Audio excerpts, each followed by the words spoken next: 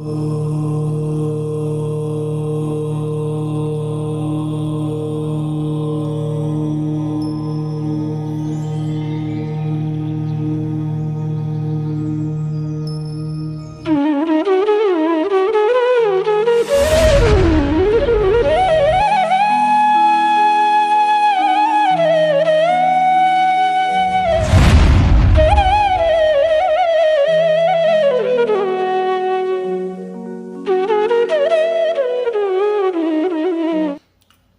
ह्रीं अरहं णमोचिनाणम।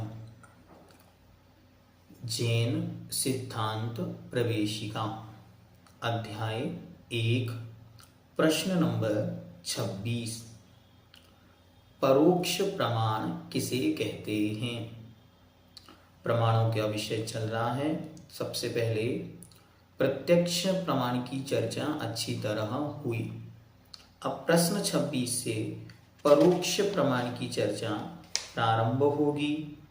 आइए देखते हैं। परोक्ष प्रमाण किसे कहते हैं?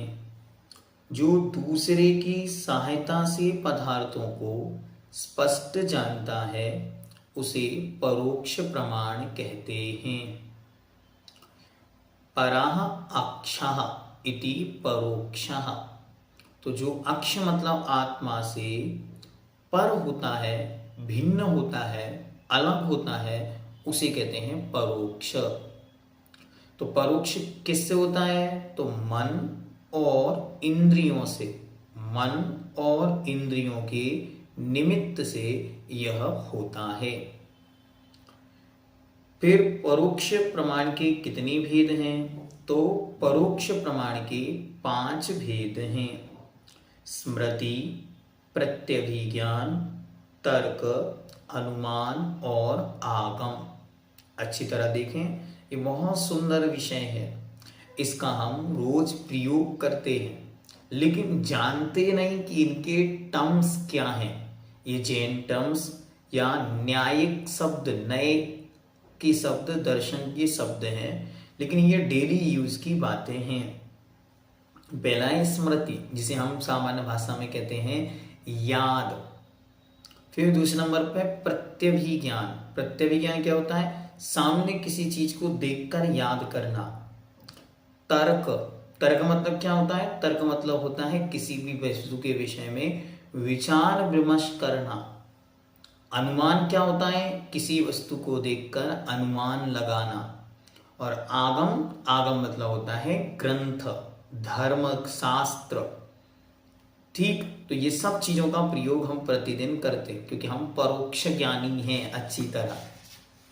शुरू में जो प्रत्यक्ष ज्ञानी कहे गए वो मन, वचन, काय, वो हमारे विषय, वो केवल ज्ञान, मन परे ज्ञान, अवधि ज्ञान भी वर्तमान में हमारे विषय नहीं थे, लेकिन ये हमारे विषय हैं। तो आइए देखते। सबसे पहले स्मृति। स्मृति किसे कहते हैं? तो सबको पता, बस एक टर्म्स जो हम याद नहीं है। क्या है? पहले के ज्ञात मतलब जाने हुए या दृष्ट देखे हुए पदार्थ की याद, स्मरण को स्मृति ज्ञान कहते हैं। किसको नहीं है ये? सबको है। हाँ, अच्छी तरह याद है। इन्होंने हमसे इस वाली शादी में इतने रुपए व्यवहार लिया था और फिर लौटाया नहीं। तो स्मृति है। हाँ, स्मृति है। हमने महाराज को निवेदन किया कि महाराज जी, सब लोग बार बार ये प्रश्न पूछते हैं, हमको याद नहीं होता। तो महाराज जी हंसते हुए हमसे कहते हैं, हाँ हाँ, क्या याद नहीं होता है, पहले ये पूछो। तो हमने कहा महाराज जी, जीव कांड याद नहीं होता, सिद्धांत के विषय, आगम के विषय ये याद नहीं होते। बोले बस, तो ये कहो ना कि हमको ये याद नहीं होता, बाकी सब याद होता है। कब क्या कहाँ कैसे हुआ सबको सब पता है। मतलब याददाश्त में कोई कमी नहीं है, क्षयोपशम में कोई कमी नहीं है, उपयोग में कमी है, प्रयोग में कमी है। तो उपयोग और प्रयोग को बढ़ाओ तो आपको भी याद होगा। तो हमने कहा महाराज सब लोग मंत्र मांग रहे हैं, विशेषकर सप्तम वर्ष में। तो महाराज कहते हैं मंत्र दे दो। कौन सा मंत्र? करत करत अभ्यास के जड़मति होत सुजान, और रसरी आवत जात है सिल पर पड़त निशान, कि जैसे करते करते अभ्यास के सब कार्य सुलभ हो जाते हैं, वैसे ही आप सबसे कहो बस पढ़ते जाओ। पढ़ते जाओगे, नियम से वह विषय बुद्धि का, स्मृति का, ये अभी तो कुछ जानते ही नहीं, हाँ अब जानने का प्रयास करो तो आगे काम में आएगा। तो स्मृति, अभी तक तो स्पर्धक, अर्ध स्पर्धक, अपूर्व स्पर्धक, वर्गणा, वर्ग सुने ही नहीं थे, तो स्मरण में कहां से आते? अब सुने हैं, अभी अवग्रह हुआ, फिर ईया होगी, फिर अवाय होगा, तब कभी धारणा होगी, जब धारणा होगी तब वो स्मृति में आएगा। अभी तक तो आएगा ही कैसे स्मृति में? इसलिए विवेक पूर्वक अध्ययन की आवश्यकता। महाराज जी ने बहुत सुंदर उस दिन हमको ये मार्गदर्शन दिया था, तो हमने आपके सामने रख दिया। अब आगे दूसरे नंबर पर है प्रत्यभिज्ञान। प्रत्यभिज्ञान क्या है? तो प्रत्यभिज्ञान मतलब होता है स्मृति और प्रत्यक्ष के जोड़ को प्रत्यभिज्ञान कहते हैं। मतलब स्मृति और प्रत्यक्ष के विषयभूत पदार्थ में जोड़ रूप ज्ञान को प्रत्यभिज्ञान कहते हैं। जैसे यह वही मनुष्य है जिसे कल देखा था। अच्छा, आप लोग देखते हो, अरे आप अंकित भैया जी हैं, वो ही ऑनलाइन क्लास वाले, ये क्या हो गया? प्रत्यभिज्ञान हो गया। क्यों? रोज आपको टीवी पर देखते थे, मोबाइल पर देखते थे, लैपटॉप पर देखते थे, और आज आप प्रत्यक्ष हो गए। तो अभी तक जो देखते थे वो हमारी स्मृति का विषय था, आज आप प्रत्यक्ष हो गए तो ये प्रत्यभिज्ञान हो गया। देखते ही याद आ गया कि आप वही हैं। ये क्या है? ये प्रत्यभिज्ञान है। आप लोग सब इसी प्रकार का प्रयोग करते। कब करते? प्रति समय जब मिलते हैं तो यही करते। बहुत सारे लोग तो दूर से देखते रहते हो, देखते देखते कहते हैं आपस में एक दूसरे से कि इनको कहीं देखा है क्या, ये वो ही हैं? तो हम उनसे कहते हैं विकल्प नहीं करो, हम वही हैं जो आप सोच रहे हैं। ये क्या है? ये प्रत्यभिज्ञान है। कैसे होता है? स्मृति प्लस प्रत्यक्ष दोनों के मेल से प्रत्यभिज्ञान होता है। शब्द कैसे बना? प्रति प्लस अभिज्ञान। अभिज्ञान मतलब होता है किसी वस्तु को देखकर ज्ञान होना। जैसे जैसे श्री राम ने अपना एक कुछ मणि आदि भेजी, जिसे देखकर सीता को बोध हो गया कि ये हनुमान राम का दूत है। ऐसे ही ये कहलाता है प्रत्यभिज्ञान। तो इसका प्रयोग हम रोज करते। अगर ये नहीं होगा तो क्या होगा? सारा लोक व्यवहार समाप्त हो जाएगा। क्यों? आप कौन हो हम जानते ही नहीं आपको। मानो आप हमें मिले, आपने हमसे कहा भैया जी जय जिनेंद्र, हम तो आपकी रोज क्लास पढ़ते, और हम आपसे कहीं नहीं हम नहीं जानते आपको, तो आपको कैसा लगेगा? इसलिए हम आपसे कह देते हाँ हाँ हम जानते हैं आप हमारी क्लास में आते, लेकिन आप क्या करते? आप हमेशा अपना चेहरा क्या करते? पर्दे के अंदर रखते, तो हम तो आपको देख नहीं पाए, इसलिए हम आपको प्रत्यक्ष नहीं जानते, लेकिन फिर भी हम आपको जानते हैं। ऐसे ही प्रत्यभिज्ञान का प्रयोग प्रति समय होता है। अब वो प्रत्यभिज्ञान कितने प्रकार का है? तो वह प्रत्यभिज्ञान भी अनेक प्रकार का है। सामान्य से न्याय ग्रंथों में 4 प्रकार का बतलाया गया है। आइए उसको क्रम से देखते। इन्होंने इस किताब में 2 का नाम ही दिया, लेकिन हम आपको चारों बताते क्योंकि हमने चारों पढ़े हैं। ठीक है, देखते। पहला है एकत्व प्रत्यभिज्ञान, दूसरा है सदृश्य प्रत्यभिज्ञान, तीसरा है विपरीत प्रत्यभिज्ञान, और चौथा है विलक्षण प्रत्यभिज्ञान। ठीक है, तो पहला है एकत्व। एकत्व किसे कहते हैं? तो स्मृति और प्रत्यक्ष के विषयभूत पदार्थ में एकता दिखाते हुए जुड़े रूप ज्ञान को एकत्व प्रत्यभिज्ञान कहते हैं। जैसे यह वही मनुष्य है जिसे कल देखा था। आपने किसी को कहीं देखा और तुरंत कहा अरे ये तो वही है जिन्हें हमने कल देखा था। ये होता है एकत्व, मतलब एक जैसा, मतलब वही। दूसरा है सदृश्य, मतलब उसके जैसा। उसके जैसा मतलब स्मृति और प्रत्यक्ष के विषयभूत पदार्थ में सदृश्य दिखते हुए जोड़ रूप ज्ञान को सदृश्य प्रत्यभिज्ञान कहते हैं। जैसे यह गो अर्थात गाय, गवय अर्थात रोज जिसे नील गाय के सदृश्य है। आपको कोई दिखा, आपने कहा ये तो उसके जैसा है। मानो आपको हमारा छोटा भाई दिख गया कहीं, तो कई लोगों से पूछ लेते आप अंकित भैया हैं क्या? वो कहता नहीं नहीं हम नहीं हैं, हम दोनों एक से लगते हैं दूसरों को देखने में। तो ये क्या हो गया? ये होता है सदृश्य प्रत्यभिज्ञान, यह उसके जैसा है। ठीक है, चलिए अगला, इसमें नहीं दिया लेकिन न्याय ग्रंथों में आता है। तीसरा है विपरीत, मतलब अपोजिट, जिसको देखकर आपको उसके अपोजिट का बोध हो जाए कि यह वह नहीं है। ठीक है, वो कहलाता है प्रत्यभिज्ञान, वो विपरीत प्रत्यभिज्ञान। और तीसरा होता है विलक्षण। विलक्षण मतलब होता है अलग, इसको देखकर ये बोध होता है कि ये उससे एकदम अलग है, वह कुछ और है, यह कुछ और है, वो कहलाता है विलक्षण प्रत्यभिज्ञान। तो एकत्व मतलब एक जैसा, सदृश्य मतलब एकत्व मतलब वही, सदृश्य मतलब एक जैसा, विपरीत मतलब अपोजिट, विलक्षण मतलब अलग। ठीक है, डिफरेंट। जैसे गाय और भैंस, ये दोनों विपरीत हो गए, तो गाय को देख के आपको याद आया ये भैंस नहीं है, तो ये क्या हो गया? विपरीत प्रत्यभिज्ञान। और विलक्षण क्या होता है? एक पेड़ को देखकर आपको यह एहसास हुआ ये पेड़ अलग है और ये गाय अलग है। ठीक है, ये कहलाता है विलक्षण प्रत्यभिज्ञान। अब थर्ड नंबर पे है तर्क। तर्क क्या है? आप रोज करते हो। किससे करते हो? जहां मौका मिल जाए और जहां अपनी सत्ता हो, सामने वाला कमजोर हो, वहां अपन तर्क करते हैं और फिर जीतते भी हैं। तो क्या कहते हैं, देखते हैं। व्याप्ति के ज्ञान को तर्क कहते हैं। अब व्याप्ति किसे कहते हैं? तो अविनाभाव संबंध को व्याप्ति कहते हैं। अब अविनाभाव किसे कहते हैं? तो एक के बिना दूसरे का नहीं होना, ये कहलाता है अविनाभाव। या एक के होने पर दूसरे का होना, ये कहलाता है अविनाभाव।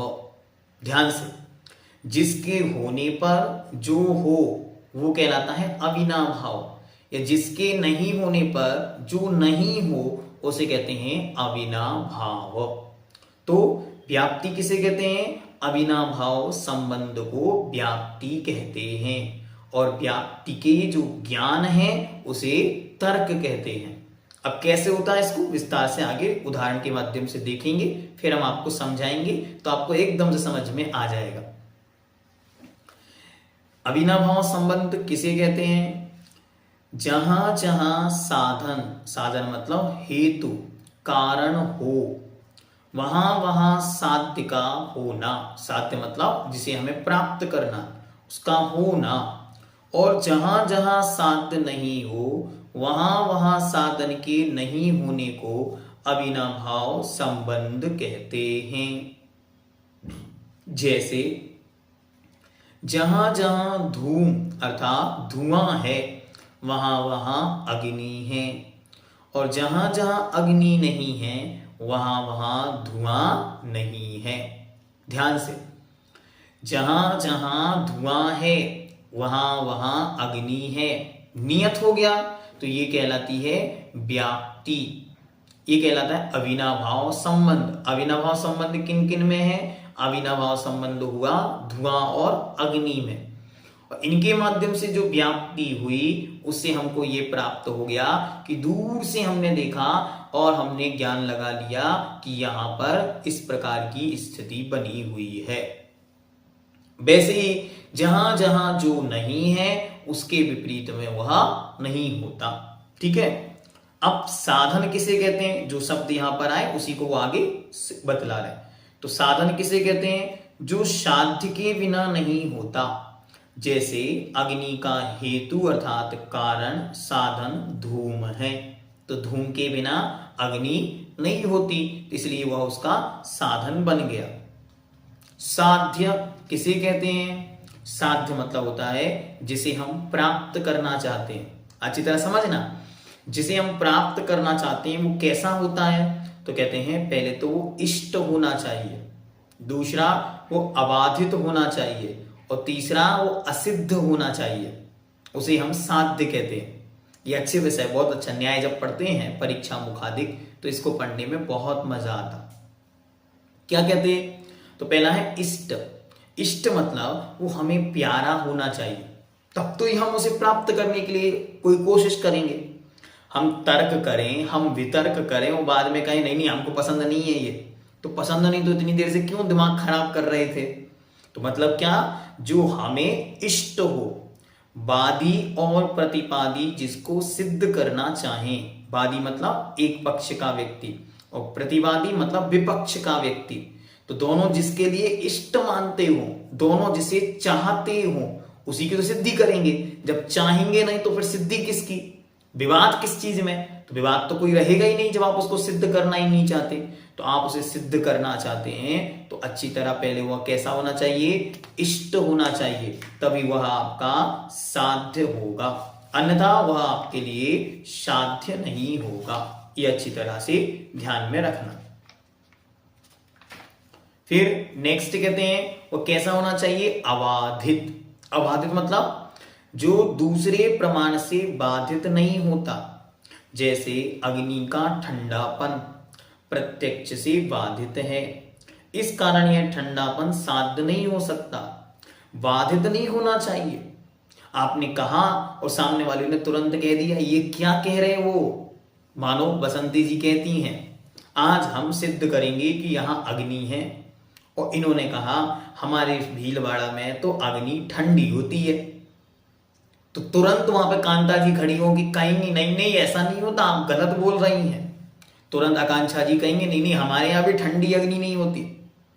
तो ठंडी अग्नि ये प्रत्यक्ष से बाधित हो गया। इन्होंने बाधित को बार बार नहीं समझाया, लेकिन न्याय ग्रंथों में बाधित के भी बहुत सारे कारण हैं। जैसे एक है लोक बाधित, एक प्रकृति बाधित।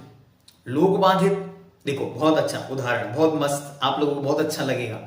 एक लड़का कहता है मेरी मां बंध्या है और पिता ब्रह्मचारी है। क्या कहता है, मेरी मां बंध्या मतलब बांझ है और मेरे पिता ब्रह्मचारी हैं। तो उस बच्चे से दुनिया पूछती है तू आया कहां से, पहले ये बता, तू आया कहां से। तो ये क्या हो गया, ये लोक बाधित हो गया, सामने दिखाई पड़ रहा कि ये कभी संभव नहीं है। तो ऐसे उन्होंने बाधित को भी बहुत अच्छी तरह परीक्षा मुखादिक में समझाया, तो उसको भी ध्यान में रखना। फिर कहते हैं असिद्ध। असिद्ध मतलब जो दूसरे प्रमाण से सिद्ध नहीं होता उसे असिद्ध कहते। आप कितनी भी तर्क करो, वितर्क करो, उदाहरण दो, दृष्टांत दो, लास्ट में वो सिद्ध ही नहीं हो तो कैसे काम चलेगा। और अगर आप पहले ही लड़ाई के पहले ही उसे सिद्ध है, वो सबको पता है, तो फिर आप किस लिए लड़ रहे हो।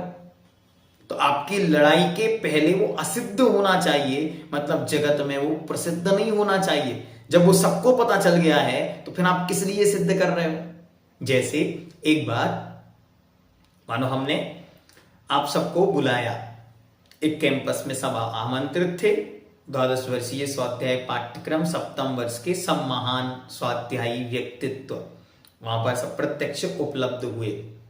जब प्रत्यक्ष सब लोग वहां आए तो मैंने पहला प्रश्न पूछा, आप में से आत्मा के विषय में कितने लोग श्रद्धान करते हैं कि आत्मा शरीर प्रमाण है। तो आधे लोगों ने हाथ उठाया, 50%। सेकंड हमने पूछा कि आप में से कितने लोग मानते हैं कि आत्मा महात्मा नाम की कोई वस्तु नहीं, तो 50% है, उसमें हाथ उठा लिया। हमने कहा आज का सेमिनार खत्म। क्यों खत्म, जब आप लोगों ने पहले ही से निर्णय कर लिया, आपके लिए सब कुछ सिद्ध है। आधे ये मानते कि आत्मा है ही नहीं, आधे मानते हैं कि शरीर प्रमाण है, तो चर्चा क्या करनी। जब आपके पास विषय असिद्ध है जो आज तक प्रकट नहीं हुआ, तो उस पर हम तर्क देकर, वितर्क देकर, उदाहरण देकर, दृष्टांत देकर आपको समझा सकते हैं। लेकिन जब आप पहले से सबको समझदार हैं तो फिर क्या समझाएंगे, तो विषय समाप्त हो गया, वहां समझाने को ऑप्शन कुछ नहीं बचा। तो जो दूसरे प्रमाण से सिद्ध नहीं होता उसे असिद्ध कहते हैं, अथवा जिसका निश्चय नहीं होता उसे असिद्ध कहते हैं। पहले से निश्चय हो तो फिर विवाद कैसा? ठीक, जैसे अग्नि में शीतलता। अग्नि में शीतलता, जगत को निश्चय है कि यहां कोई शीतलता अग्नि में नहीं होती। कहने वाले कोई लोग कहेंगे क्या सिद्ध करना चाह रहे हो, पहले ये तो समझो, तो ये गड़बड़ हो जाएगा। तो ये क्या समझाया आपको? समझाया है कि तर्क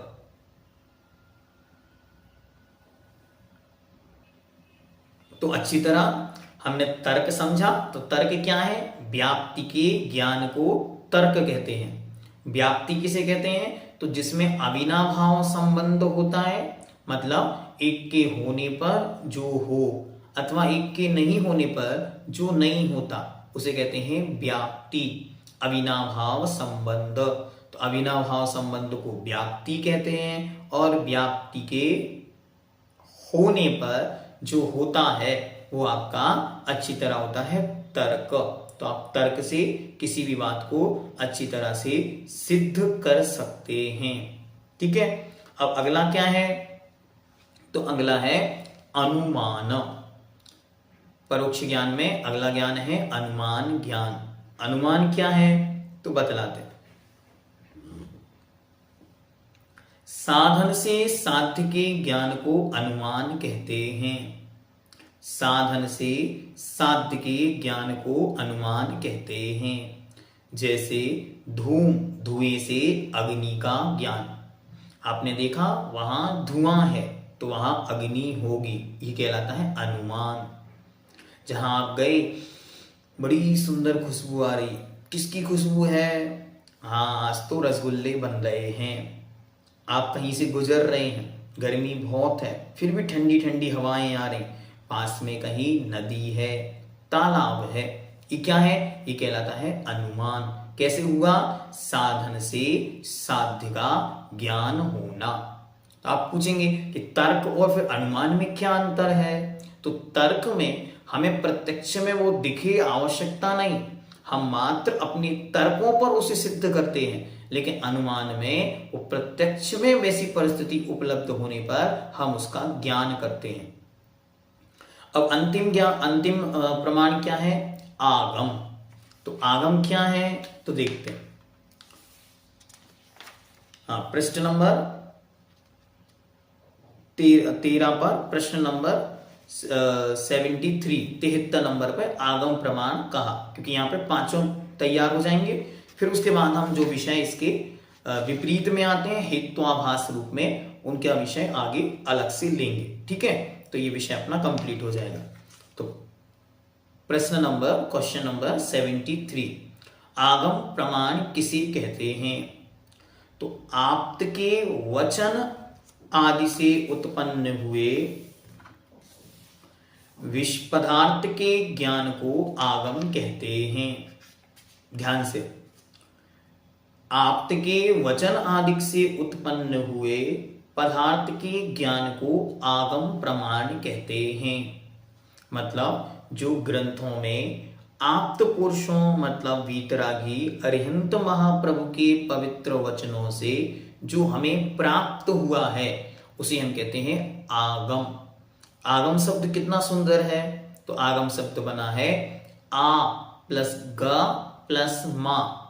तो आ मतलब आप्त, अरिहंत कथित हो, और ग मतलब गणधर द्वारा गुम्फित मतलब व्यवस्थित किया गया हो, और मा मतलब मुनि, साधु, परमेष्ठी, आचार्य, उपाध्याय और साधु परमात्माओं के द्वारा जो लिखा गया हो उसे कहते हैं आगम। आगम शब्द बना कैसे? तो आगम शब्द गम धातु जो आने के अर्थ में होती है, गम जो जाने के अर्थ में होती है, और आगम मतलब आने के अर्थ में होती है। तो जो वीतराग अरिहंत महाप्रभु से आया हुआ है, वीतराग सर्वज्ञ पुरुषों के वचनों से जो आज तक यहां तक हम तक पहुंचा है, आया हुआ है, उसे हम आगम कहते हैं। तो यह आगम प्रमाण होता है। आगम से प्रत्यक्ष में दिखाई दे रहा है। देखो आगम में ये लिखा, और आगम में जो लिखा ही नहीं वो आगम से विपरीत है, उसे हम तर्क के माध्यम से, अनुमान के माध्यम से मात्र जानने का विचार कर सकते हैं। 74 पर एक प्रश्न दिया, आप्त किसे कहते हैं? तो परम वीतरागी हितोपदेशक सर्वज्ञ देव को आप्त कहते हैं। जो कैसे हैं? वीतरागी।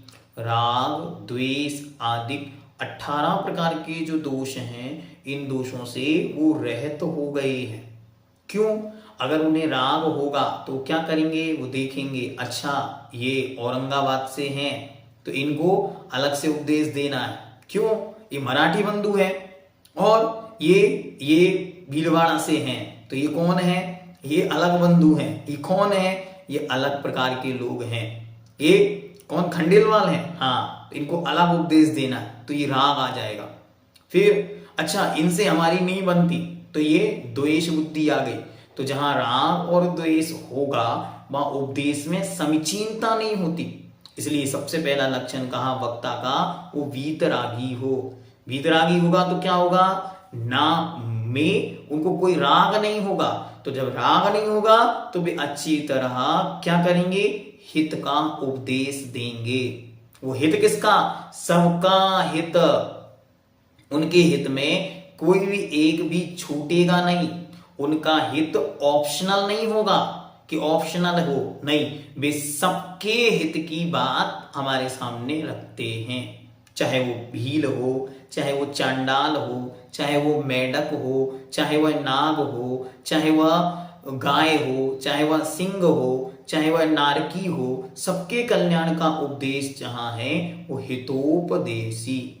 और अंतिम क्या कहा? सर्वज्ञ। सर्वम जानाति इति सर्वज्ञ। जो सब कुछ जानते हैं उनका नाम है सर्वज्ञ। मतलब यह कि जब भी वक्ता के बोलने में कोई गड़बड़ी महसूस हो तो समझ लेना दो कारण हैं। या तो उसे जानकारी अधूरी है, या फिर अभी वह राग द्वेष से ग्रसित है, किसी भी प्रकार की फीलिंग उनके अंदर है। लेकिन जो सर्वज्ञ वीतराग अरिहंत महाप्रभु हैं, उनके सर्वज्ञपनी होने से, केवल ज्ञान की प्राप्ति होने से अभी ज्ञान की अधूरापन समाप्त हो गया। तीनों लोकों के, तीनों कालों की, समस्त द्रव्यों की अनंतानंत पर्यायें उनके ज्ञान का विषय हैं। इसलिए अब कुछ छिपाने का, कुछ ना बताने का या कुछ ना जानने का उनके पास रहा ही नहीं। इसलिए उनका ज्ञान परिपूर्ण है। फिर दूसरे नंबर पर वे वीतरागी हैं तो उन्हें राग द्वेष नहीं है। जब राग द्वेष नहीं है तो किसी के लिए अकल्याणकारी वे कहते नहीं, तो सबके कल्याण का मार्ग है। और अंतिम है हितोपदेश। वे मात्र तत्वों का उपदेश देकर आत्म कल्याण का मार्ग दिखाते हैं। अन्य कोई प्रयोजन नहीं। बहुत सुंदर पंक्ति उन्होंने दी कि उन्हें कोई अपेक्षा नहीं।